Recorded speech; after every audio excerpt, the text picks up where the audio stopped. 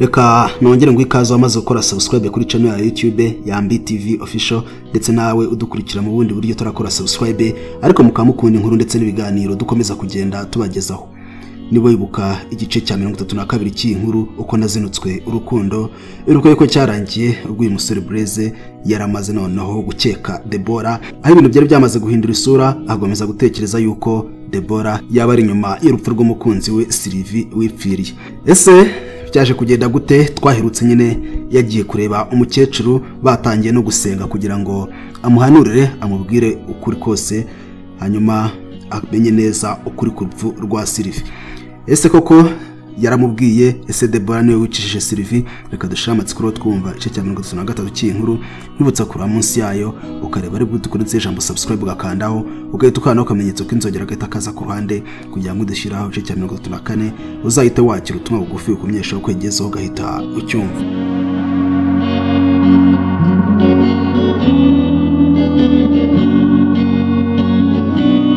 Bantu banje bemeye kuntiza umutima n'amatwi mukanyitaho ngo mbasangize isanganya naho nayo mu rukundo itumye uyu munsi mvuga ibikomeye. Ndabashimira kuko nzi impamvu n'icyo bimbariye kubabwira ibyanjye. Burya kuvuga ibyakuremereye umutima no kuruhuka nkuko watura umutwaro wari wikoreye ukicaraho gato ugatora agatege warangiza ukongera ukikorera ibyawe ugakomeza urugendo ariko nyine wadohokeho bitakiri nka mbere. Ibyo bibaho cyane iyo ubwira abo wizeye baguteza amatwi kandi bakwitayeho noneho bikaba karushiyo bari bukugirira ibanga ntibagutarange ngo bisangaho unyuze hose byahagutanze. Gusa njyeweho bikiri ibanga kuko ngira ngo bifasha Imana ishimye ko bifasha. Harakabaho iterambere n'abarizanye YouTube na JD wanyu barakabyara. Ubu nyine nge ndidagadura nkabamenekera nkababwira ibyanjye mutamenye isura ngo mumenye ngese burya ni wowe. Ibyo mubaye mubihishwe.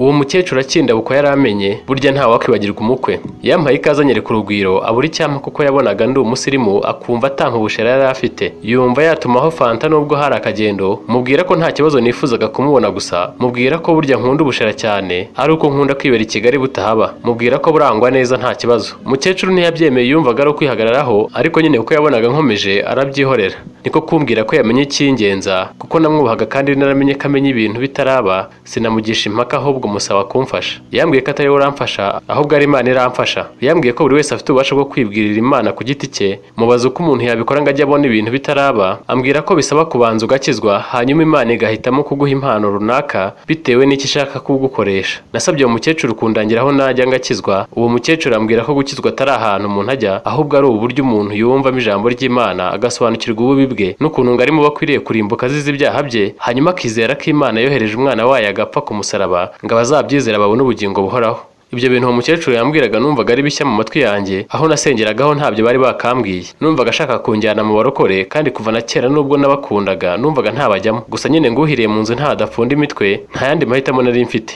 Nagombaga kubyemera kuko uretse ko n'ubusanzwe nabaga nibaza ibibazo byinshi kubijyanye n'imyemerere itandukanye nkumva nkeneye kubisobanukirwa neza. Nari mfite impungenge nshaka kumenya icyihishe inyuma yihahamuka Deborah yagiriye mu kwibuka Sylvie. Sinari guhita nanzura ko ari we wamugambaniye nubwo imyitwarire yari amaze iminsi agaragaza yahamyaga neza uruhare rwe. Nabwiye mukecuru ko ntazi icyo nakora ko niba wakize yamfasha kuko naje nje mushakaho ubufasha. Yambwiye ko Adamu yacumuye ku Mana bigatuma atandukanywa nayo kabamukomokaho twese tuvuka turi hanze y'Imana kuko igicumuro cya Adamu cyateye benshi kw'abanyabyaha ko kwitwa umunyabyaha bidasaba kuba ukora ibyaha runaka ahubwo bisaba gusa kuba ukomoka kuri Adamu. Nk'umuntu wize kandi usobanutse numvaga umukecuru urukukuri ndetse wo mu cyaro cyose adakwiye kunyihererana ngo akiremo imyumvire ye nanjye ngo nemere buhumye.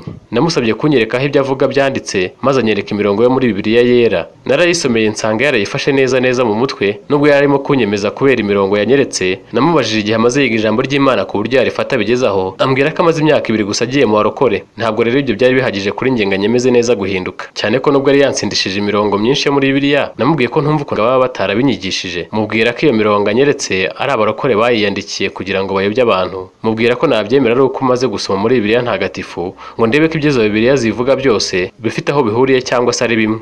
Mubwira ko yamfasha ibindi byangenzaga ubundi nkazagenda nkasoma no muri ntagatifu nakumva bihura ubundi nkazagaruka tukabiganiraho neza. Numvaga muhamije atari ubone uko amfatirana. Uwo mukecuru rero nawe ntiyari yoroshye. Ambwira ko mbere yo gukizwa yari umukristo ukomeye yinyambya gato mu nzu ngira ngo agiye kuzana ubundi bushera kuko ubwo yari yampaye nari nabukonoje mu gacuma nk'ejo. Ngiye kubona mbona azanye igitabo kinini gishaje agihunguraho ivumbi nta gifuniko kigira. Ambwira ko yifitiye Bibiliya ntagatifu ko atigeze ayijugunya ahubwo yayibitse neza. Numvise ndangije neza numva ndasubiye mbura icyo musubiza, ndumirwa nta kindi. Yaranshoboye noneho ntawe nari kumucikira. Nasomyemo ya mirongo yose nsanga koko bihura neza no muri Bibiliya twari twasomye mbere. Yambwiye ko rero niba numva koko nizeye Kristo nabimubwira kansengera nkatangira ubuzima bushya ngo ni nabwo ibyanjye byari gusobanuka neza. Nari nzi icyo bisobanuye gukizwa, kujya mu barokore, ibintu ntigeze ndota ko nakora. Ntabwo nari nzi ko ibiganiro byanjye na mukecuru wa Sylvie byageraho. Natangiye kwibaza ukuntu ngiye kujya nsengeraho iwacu kwa data bukwe, ariko cyane cyane umugore wanjye badasengera. Numvaga ntangiye urundi rugamba, gusa agatima kakomaga kugahinda kangejeje aho nkumva nkwiye guca bugufi ngo bansengere. Narapfukamye numva ko ndi umunyabyaha, numva ko nanjye nkeneye ijuru, maze ndasengerwa.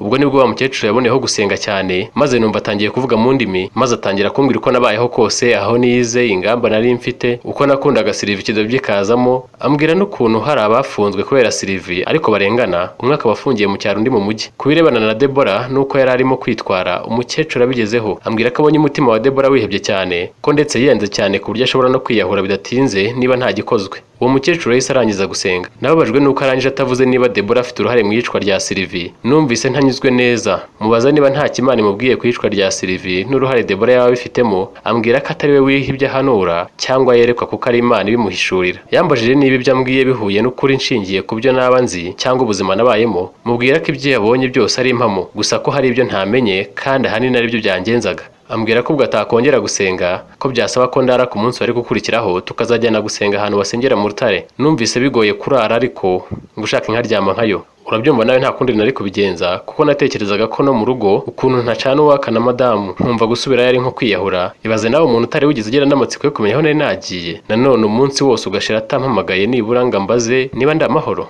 Ubwo rero natsinze akabera aho ngaho niganirira na mukecuru, arateka turirira dusengana Imana burira. Mureka ko mukecuru yari yambwiye ko turabyuka tujya gusengera ahantu mu rutare ngo wenda Imana nibishaka igira icyo ikora ku cyifuzo cyanjye cyari kinzonze. Aho nari ndaye kandi nibereye i Nyamasheke, sinari nzi ko mu rugo wanjye byari byakomeye. Nyuma naje kumenya ko umunsi wose niriwe ntahari Deborah, yibazaga aho nagiye bikamuyobera kuko yari azi neza ko yantesheje umutwe, kandi nari nagiye ntishimye kubera we. Yibukaga neza ko ari ubwa mbere mu mateka yacu tubana ngiye ahantu atazi. Yatangiye kwibaza aho naba nagiye biramuyobera, yibaza niba ntashobora kuba niyahuye. Uko amasaha yicumaga niko nawe yarushagaho guhangayika, ariko akabura imbaraga zo kumpamagara ngo ambaze aho nagiye, cyane ko yari azi neza ko ari we kabitera kandi katiteguye kumbwira icyamuhamuye ndamutse nkimubajije. Byari muri weekend, yari asigaye mu rugo wenyine, inda y'inyarwege ariko bidakabije, kandi nta mukozi twageraga ngo wenda aramumara irungu amwibagize kuntekerezaho. Nta mukozi twe twagakenera kuko iyo twatahaga twembi nitwe twitekeraga, twafatanyaga uturimo twose two mu rugo. Bityo rero muri iyo weekend twagombaga gufatanya gufura imyenda. None nari nigendeye mbimusigira wenyine kuko yari yatangiye kwifata nabi. Uko umunsi ugenda ukura niko umutima wa Deborah arushagaho kumuhagararamo, yibaza ndamutse niyahuye uko yabyifatamo. Bwarije abona ntaraza, ubwoba buramwica. Noneho Deborah yiyemeza kumpamagara ngo ambaze aho ngeze, maze ampamagaye nimero ntiyacamo, agira ngo wenda ndimo kuyivugiraho. Byageze saa sita z'ijoro, amaze kumpamagara nk'inshuro 40 telefone idacamo. Ubwoba bwaramutashye kuko nari namubwiye ko ndataha bwije, none undi munsi wari uje ataranshi ryera, ataranabasha no kumvugisha ngo amenye ko ndamahoro. Atangira kwicuza yishinja amakosa yo kuba yaranyihoreye ntambwira ikibazo yagize. Nanone akibaza impamvu yaretse ngenda atamenye neza aho ngiye. Yibaza ndamutse mbuze aho yahera nshaka biramuyobera, yumva yarakoze amakosa akomeye. Ntabwo yigeze abasha kugoheka ngo yihengeke atora agatotsi. Noneho yaratangiye gusobanukirwa imbaraga n'ububi bw'agahinda yari amaze iminsi antera, mubaza akanyihorera. Yari amaze kumenya uburemere bwo kwihorera umuntu ntumubwire icyo utekereza. Nijoro rimwe yarambuze gusa, ariko yarampangayikiye nkaho ndi umwana muto waburi w'irengero. Yibazaga uko byagenda nkomeje kubura, kuko uko yageragezaga kumpamagara iryo joro ryose bamubwiraga ko telefone yanjye itari ku murongo. Niba hari ibintu nitwararikaga ni ukuba telefone yanjye yashiramo umuriro cyangwa yava ku murongo, kuko isaha ku isaha boss yabaga yankenera, kandi nanjye nabaga mfite byinshi nirukamo ku buryo kuva kuri telefone haba ku manywa cyangwa nijoro byari kizira. Burya rero baca umugani ngo kirya abandi bakirya kikishaririza. Iyo ni impyisi baba bavuga. Na Deborah rero njunjamana yumvaga byoroshye, ari ibintu nakabaye nihanganira nkanabyakira ndetse nkanabyibagirwa ubuzima bugakomeza nkaho nta cyabaye. Gusa noneho nawe ubanza cyari igihe cye ngamenya agaciro k'umugabo kuri we. Burya ngo nkimenya agaciro k'umurizo iyo wacitse. Jya ushyira imbaraga mu kutabaza aho mukundana, mwaba mubana cyangwa mutarashyingiranwa. Jya uharanira kutaba nyirabayazana w'amakimbirane yakonjesha urwo mukundana. Bwarinze bucya Deborah cyicaye ataramenya aho ndi n'icyambayeho cyatuma mbura. Umutwe waramuryaga cyane, atangiye kwibaza ibisobanuro agomba guha mu muryango wanjye ndetse n'abo mu muryango we bari bumubaza aho nagiye. Bikiyongera kandi ku bibazo nawe bwe yibazaga, atabifitiye ibisubizo.